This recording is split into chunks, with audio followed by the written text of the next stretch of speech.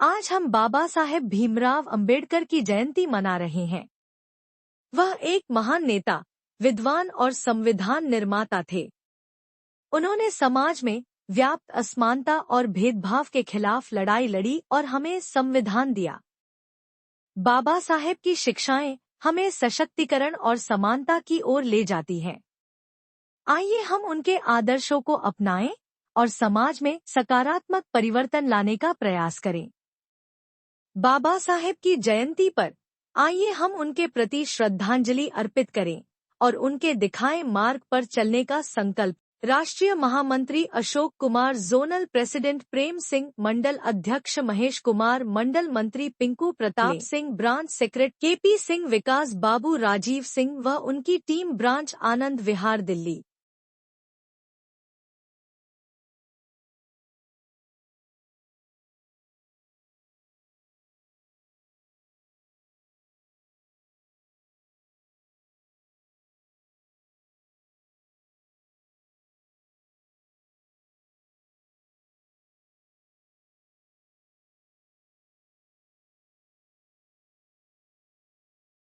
भाई केपी सिंह जी, राजीव जी, विकास बाबू जी और उनकी टीम और मेरे सामने खड़े हुए और बैठे हुए समस्त भाइयों और पदाधिकारी और मेरी माताओं बहनों, मेरा आपको जय भीम, जय भारत, नमो बुद्धाय।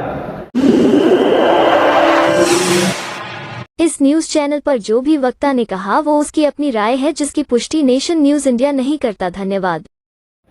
मेरे से पूर्व हमारे जोनल अध्यक्ष महोदय अपना भाषण दे रहे थे, अपने शब्दों को व्यक्त कर रहे थे। उन्हें किसी कारण बस जाना पड़ गया क्योंकि अधिकतम समय है। मुझे भी वहाँ पे बुलाया गया था, लेकिन चूंकि ये जो आनंद विहार की पावन भूमि है, आनंद विहार की जो ब्रांच है, ये एक तरीके से खत्म हो चुकी थी, तो मैंने भाई केपी सिंह, राजीव जी और मनोज जी यहाँ बैठे हुए हैं, उनके साथ मिलकर दोबारा इसको जीवंत किया था। क्योंकि मैं पहला ब्रांच सेक्रेटरी बना था आनंद विहार का, जब उस समय केपी सिंह कोषाध्यक्ष थे। तो राजीव जी हमारे अभी शायद वरिष्ठ उपाध्यक्ष हैं यहाँ पर, वो हमारे साथ में प्रेसिडेंट का कार्य कर रहे थे। तो मैं यहाँ से इसलिए नहीं गया क्योंकि मैंने शुरुआत करवाई थी आनंद विहार में, तो अभी आपके साथ रहूँगा मैं, वो उस प्रोग्राम को मैंने छोड़ दिया। डॉक्टर बाबा साहब अम्बेडकर जी को दलितों, पिछड़ों और आदिवासी का मसीहा कहना उनके साथ एक तरीके से बेईमानी करने जैसा है, क्योंकि हमारे पूर्व वक्ताओं ने बताया डॉक्टर बाबा साहब अम्बेडकर जी ने सभी क्षेत्र में कार्य किया। डॉक्टर बाबा साहब अम्बेडकर जी की महानता का आकलन हम इस प्रकार कर सकते हैं कि नोबेल पुरस्कार विजेता अमर्त्य सेन, जो अर्थशास्त्र में नोबेल पुरस्कार से सम्मानित हुए, वो कहते हैं कि डॉक्टर बाबा साहब अम्बेडकर मेरे अर्थशास्त्र में पिता हैं। अर्थशास्त्र बहुत टिपिकल क्षेत्र है, उसमें उनको पिता समान बताया डॉक्टर अम्बेडकर को, क्योंकि the problem of the rupees of its solutions, ये जो बाबा साहब ने थीसिस लिखी थी, एक शोध किया था, उसकी संस्तुति पर हिंटन यंग कमीशन आया था और हिंटन यंग कमीशन के बाद में आरबीआई की स्थापना हुई। डॉक्टर बाबा साहब अम्बेडकर जी की ही परिकल्पना थी, उन्हीं का ही प्रयास था, उन्हीं की मेहनत थी कि आरबीआई की स्थापना हमारे इस देश में हुई, जो आज बैंकों का उद्धार हो रहा है। साथियों, डॉक्टर बाबा साहब अम्बेडकर लेबर एक्ट लेके आए, कामगारों के लिए उन्होंने बहुत सारे कार्य किए, और यहाँ पर शायद हमारे ट्रेड यूनियन के साथी भी उपस्थित होंगे, और मैं उनकी जानकारी के लिए बता देना चाहता हूँ कि डॉक्टर बाबा Saheb Ambedkar trade union act और एसोसिएशन एक्ट भी लेके आए थे, क्योंकि उनको पता था कि आने वाले समय में श्रमिक वर्ग का शोषण होने की पूरी संभावना है, और उनके लिए कोई वैध ऐसा स्थान मिलना चाहिए, ऐसा मंच मिलना चाहिए जिसकी वजह से जो अपने अधिकारों के लिए लड़ सकें, अपने अधिकारों के लिए हड़ताल कर सकें, अपने अधिकारों के लिए अनशन कर सकें, जो कि प्रशासन के द्वारा जायज ठहरा जाए। तो आज हम जो आज यहाँ पर program all India SC/ST railway employ association के माध्यम से कर रहे हैं, वह भी डॉक्टर बाबा साहब अम्बेडकर जी के ही कारनामा को आगे बढ़ा रहा है। हमारा संगठन बाबा साहब डॉक्टर भीमराव अम्बेडकर जी एवं उनके विचारों पर चलने वाला संगठन है। साथियों, बाबा साहब डॉक्टर भीमराव अम्बेडकर जी ने 2 वोट का अधिकार मांगा था। आपने सुना होगा कम्युनल अवार्ड के बारे में। बाबा साहब ने 1930, 31, 32 में 3 जो लंदन में गोलमेज कॉन्फ्रेंस हुई थी, गोलमेज जो सम्मेलन हुए थे, उनमें दलितों की और मजलूमों की तरफ से प्रतिनिधित्व किया था। बाबा साहब ने एक भी गोलमेज कॉन्फ्रेंस नहीं छोड़ी थी उन्होंने। कारण क्योंकि वो बताना चाहते थे बाबा साहब कि जो हमारा देश है उस समय की जो परिस्थितियां हैं, यहाँ पर 2 तरह के गुलाम हैं, एक तो अंग्रेजों के गुलाम, एक गुलामों के भी गुलाम। जो गुलामों के गुलाम थे वो हम लोग थे, क्योंकि अंग्रेजों के गुलाम वो हमें गुलाम बना के रखते थे। तो बाबा साहब ने तीनों गोलमेज कॉन्फ्रेंस में हमारे दलितों का और पिछड़ों का प्रतिनिधित्व के लिए लगातार प्रयास किया उन्होंने, और स्थिति को बताया उन्होंने कि हमारे देश की स्थिति आखिरकार है क्या। क्योंकि जो अंग्रेज लोग थे वो जातिवाद नहीं करते थे, वो केवल काला गोरा करते थे, वर्णवाद में, वर्ण विभेद में वो मतलब रखते थे। उनको दलितों से पिछड़ों से कोई लेना देना नहीं था, उनको 2 जातियां थी उनके लिए, काला और गोरा। लेकिन हमारे यहाँ तो उससे भी विकट परिस्थितियां थी। तो डॉक्टर बाबा साहब अम्बेडकर गोलमेज सम्मेलन में जाने के बाद सफल हुए, तो उन्होंने वहाँ पर इस चीज़ को साबित कर दिया कि दलितों की स्थिति हमारे देश में ठीक नहीं है। तो वहाँ प्रशासन उस समय अंग्रेजों का था, तो उन्होंने कम्युनल अवार्ड की घोषणा कर दी। कम्युनल अवार्ड में 2 वोटों का अधिकार हमारे लोगों को मिला।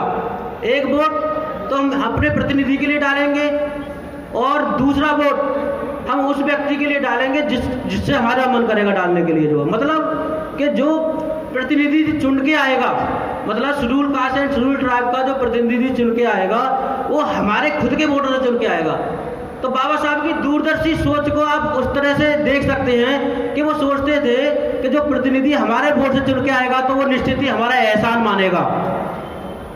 लेकिन उस समय के हालात में वो हो नहीं पाया, क्योंकि महात्मा गांधी जिनको बहुत बड़ा चढ़ा के बताया जाता है, महात्मा गांधी ने आमरण अनशन कर दिया। उन्होंने कम्युनल अवार्ड के खिलाफ आमरण अनशन कर दिया पुणे की अरबदा जेल में।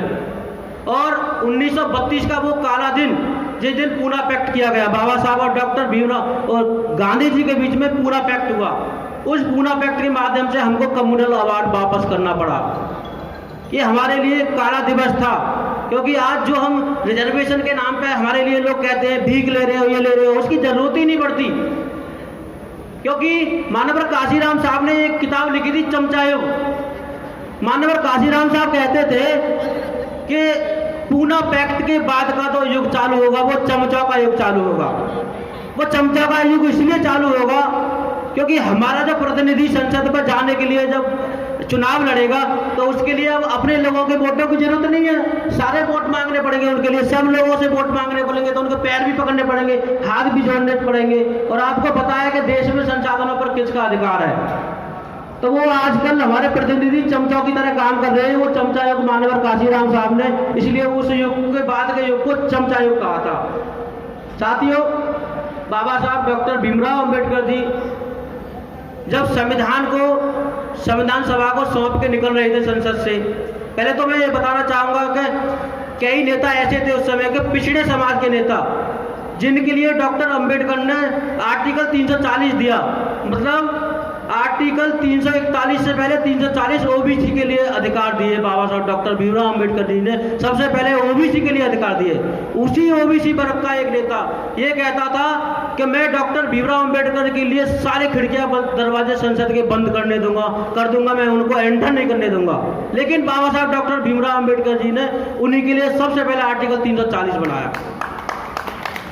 तब वो संविधान को संविधान सभा से सौंप के आ रहे थे, तो आचार्य JB कृपलानी ने डॉक्टर अंबेडकर से पूछा कि बाबा साहब आप इतने खुश क्यों नजर आ रहे हैं, आखिरकार ऐसा क्या हुआ कि आप इतने खुश हैं। तो बाबा साहब ने जवाब दिया कि आज मैंने रानी के पेट को बांझ बना दिया। कृपलानी जी बोले कि मैं समझा नहीं, आप कहना क्या चाहते हैं। तो बाबा साहब डॉक्टर अंबेडकर ने कहा कि जो पहले राजा रानी के पेट से पैदा होता था, आज वो आपके आम लोगों के वोट से पैदा होगा। अब राजा रानी के पेट से पैदा नहीं होगा, वंशानुगत नहीं होगा, वंश के आधार पर राजा नहीं बनेगा। राजा एक चाय वाला भी बनेगा, राजा एक भिखारी भी बनेगा, राजा एक दलित भी बनेगा, राजा एक ओबीसी भी बनेगा, जिसके बाद वोट की ताकत होगी वो राजा बन जाएगा। तो बाबा साहब ने एक इस तरह के संविधान की रचना करी इस तरह के संविधान की रचना करी कि उन्होंने ऐसा संविधान दिया। आज विदेशों में आप देख रहे होंगे, सीरिया में युद्ध छिड़ा हुआ है, कहीं कहीं हालात खराब है, तो दूसरे देश एक दूसरे पे हमला कर रहे हैं, रूस हमला कर रहा है, अमेरिका हमला कर रहा है, लेकिन हमारे देश में ऐसा नहीं है। अंतर कलह का सिस्टम हमारे देश में नहीं है, क्योंकि डॉक्टर बाबा साहब अम्बेडकर का जो संविधान है ना, वो हमको इस तरह से जोड़ा हुआ है, इस तरीके से देश को संभाले हुआ है कि हमारे देश में अराजकता फैल ही नहीं सकती। ये तो दुर्भाग्य मानिए देश का कि संविधान आज पूरी तरह से लागू नहीं हुआ। पूरी समय तरह से लागू हुआ होता तो आज हालात और ही कुछ होते और हमारी स्थिति भी अलग होती। साथियों, all India SC/ST railway employ association का मैं डिविजनल सेक्रेटरी हूँ। उस नाते मैं आप लोगों का यहाँ पर स्वागत करता हूँ, अभिनंदन करता हूँ, और मैं 2-3 बातें आपको बताना चाहूँगा संगठन के बारे में। हमारा संगठन एक सामाजिक संगठन होने के साथ साथ वेलफेयर संगठन भी है। हम अपने कर्मचारियों के हक अधिकार के लिए हर समय लड़ने भिड़ने को तैयार रहते हैं। अभी जितने बार भी आरक्षण के सिस्टम चालू हो रहे हैं, जितने बार भी आरक्षण चल रहे हैं, चाहे वो आरक्षण हो चाहे पदोन्नति में आरक्षण हो, हमारी एसोसिएशन की केंद्रीय कार्यकारिणी माननीय राष्ट्रीय महामंत्री अशोक कुमार जी और राष्ट्रीय अध्यक्ष माननीय BL बैरवा जी के नेतृत्व में आज हमारा पदोन्नति में आरक्षण बरकरार हुआ है। आपको मैं एक चीज बता देना चाहता हूं, जिस समय ऑल ओवर इंडिया में स्टेट गवर्नमेंट में और सेंट्रल गवर्नमेंट में भी पदोन्नति हो रही थी, मतलब डिमोशंस हो रहे थे, उस समय हमारा संगठन रेलवे में चट्टान की तरह खड़ा हुआ था। एक भी पदोन्नति नहीं होने दी, एक भी डिमोशन नहीं होने दिया, सिर्फ इसलिए क्योंकि हमारा संगठन उस समय प्रशासन के सामने खड़ा हुआ था। तो साथियों, एक छोटा सा पॉइंट और मैं बताऊंगा कि अभी मैंने कुछ समय पहले एक पोस्ट डाली थी। जोधपुर हाई कोर्ट में एक पिटीशन फाइल हुई थी। समता आंदोलन समिति या अन्य लोगों ने, हमारे जो रिजर्वेशन के विरोधी थे, उन्होंने एक पिटीशन फाइल करी थी। उसमें डिसीजन आया। डिसीजन ये आया था कि जो रेलवे का जो रोस्टर सिस्टम होता है वो अन्य रोस्टरों से अलग है। तो उन्होंने बोला कि रेलवे को अधिकार नहीं है कि वो अपना अलग से रोस्टर बना सके। तो इम्प्लीमेंटेशन हो गया हमारे रेलवे में उसका जो है, उससे क्या नुकसान हुआ कि EWS का जो 10% रिजर्वेशन आया, EWS के 10% रिजर्वेशन के बाद में हमारा जो रोस्टर पॉइंट, SC का जो रोस्टर पॉइंट 14 रोस्टर में चौथा होता था, वो 7वां खिसक गया, और जो ST का रोस्टर पॉइंट जो 7वां होता था वो खत्म ही हो गया। मतलब ST की 14 रोस्टर में जो वैकेंसी ही खत्म। तो हमारी केंद्रीय कार्यकारिणी ने सुप्रीम कोर्ट में इसमें पिटीशन फाइल करी, और अभी रिसेंटली डिसीजन आया था और सुप्रीम कोर्ट ने हाई कोर्ट के उस डिसीजन को जो पलट दिया, और उन्होंने कहा कि जो रेलवे का रोस्टर है वो एज इट बहाल रहेगा। तो ये हमारे लिए बहुत बड़ी बात है। साथियों, पदोन्नति में आरक्षण और आरक्षण के मामले में पिछले 1.5 साल में एसोसिएशन का जो पैसा है लगभग 1.5 करोड़ के आसपास खर्च हुआ है। जर्नैल सिंह का केस अभी भी पेंडिंग पड़ा है, उसकी फाइनल हियरिंग नहीं हुई। उसके बावजूद भी सुप्रीम कोर्ट की गाइडलाइंस के अकॉर्डिंग आपको सिलेक्शन और नॉन सिलेक्शन दोनों पोस्टों में पदोन्नति में आरक्षण बरकरार दिया जा रहा है। और ये किसकी वजह से हो पाया है? All India SC/ST railway employ association की वजह से जो है। एट्रोसिटी या अन्य मामलों में हम आपके साथ हैं। आपका कोई भी बाल बांका नहीं बिगाड़ सकता है, आपका कोई नुकसान नहीं कर सकता है। साथियों, बहुत सारा बोलने के लिए तो बहुत कुछ है, मैं बहुत लंबा बोल सकता हूँ, लेकिन मुझे लगता है हमारे सीनियर साहब भी वेट कर रहे हैं अपनी बारी का। और मैं यहाँ की जो ब्रांच है भाई KP सिंह जी और राजीव जी और विकास बाबू जी के नेतृत्व में आपने इतना अच्छा प्रोग्राम किया, इसके लिए मैं आपको बधाई देता हूँ। और बाबा साहब डॉक्टर भीमराव अम्बेडकर जी के 134वें जन्मोत्सव की आप सभी को हार्दिक बधाइयाँ देता हूँ। तो और मैं एक अनुरोध और करूँगा हमारे CDO साहब से कि ये कार्यशाला, यहाँ पे सभी लोग एक जगह कार्य करते हैं, रनिंग के तो उधर काम करते हैं, बाकी 500 का 600 का तो स्टाफ लगभग है यहाँ पे। यदि आप अपने इंचार्जों को निर्देशित करेंगे तो सारे लोग यहाँ इकट्ठे होंगे, क्योंकि मैं पूर्व में भी बोल चुका हूँ, डॉक्टर बाबा साहब अम्बेडकर जी ने केवल दलितों, पिछड़ों और महिलाओं के लिए काम नहीं किया था, उन्होंने समस्त जनमानस के लिए काम किया था। तो हमारा फर्ज बनता है, हमारा सामाजिक उत्तरदायित्व बनता है कि हम डॉक्टर बाबा साहब को अपनी श्रद्धांजलि दें। साथियों, चंद लाइनों के साथ मैं अपनी वाणी को विराम दूंगा, और ये वो लाइन है कि यदि बाबा साहब ना होते तो हमारे पास क्या होता।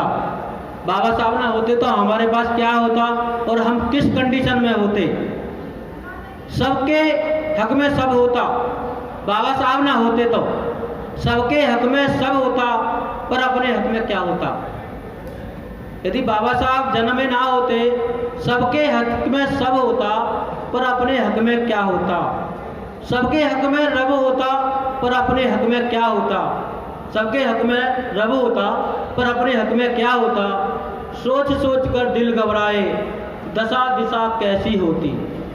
सोच सोच कर दिल घबराए, दशा दिशा कैसी होती। होते ना अगर बाबा साहब तो अपने हक में क्या होता। अभी प्रोग्राम और बढ़ेगा, आगे चलेगा। मैं अपनी बाड़ी को यहीं विराम दूंगा और फिर एक बार पुनः केपी सिंह जी और उनकी ब्रांच को हार्दिक बधाई दूंगा। आपने बहुत अच्छे प्रोग्राम का आयोजन किया, इसी तरह प्रोग्राम का आयोजन करते रहिए, क्योंकि विचारों के आदान प्रदान से सामाजिक उद्धार होता है। ये विचार जितने आगे बढ़ेंगे उतना ही समाज में उद्धार होगा। और महापुरुष के, हमारे महापुरुषों के जो पे बैक टू सोसाइटी के सिद्धांत पर आप लोग काम करते रहिए। अपने आस पड़ोस का ध्यान रखिए, अपने बच्चों का ध्यान रखिए, जो गरीब बच्चे उनको पढ़ाते रहिए। इन्हीं बातों के साथ जय भीम, जय भारत, नमो बुद्धाय। बहुत बहुत धन्यवाद माननीय मंडल मंत्री महोदय जी कि आपने इतना सुंदर वक्तव्य हमारे बीच में रखा और इस मंच को सुशोभित कर रहे हैं यहाँ पर उपस्थित होकर। साथियों, मैं क्योंकि बाबा साहब की बात आती है तो कंठ कहीं ना कहीं खुश होकर के कुछ बोलना चाहता है। तो कंठ ने मुझसे कहा कि एक सच्चाई थोड़ा सा बोल दे। कहा है कि रुतबा मुझको तेरे संविधान से मिला है, रुतबा मुझको तेरे संविधान से मिला है, ये सम्मान भी मुझे तेरे संविधान से मिला है। औरों को जो मिला हो, औरों को जो मिला होगा वो मुकद्दर से मिला होगा, हमें तो ये मुकद्दर भी तेरे संविधान से मिला है। तो आज हम जिस व्यक्ति की बदौलत यहाँ पर उपस्थित हैं वो व्यक्ति बाबा साहब भीमराव अंबेडकर है। और हमारा दायित्व बनता है कि जैसे मंडल मंत्री जी ने कहा कि जब हम यहाँ से जाएं तो बाबा साहब को अपने साथ जरूर लेकर गए। और बाबा साहब किसी एक वर्ग के नहीं हैं।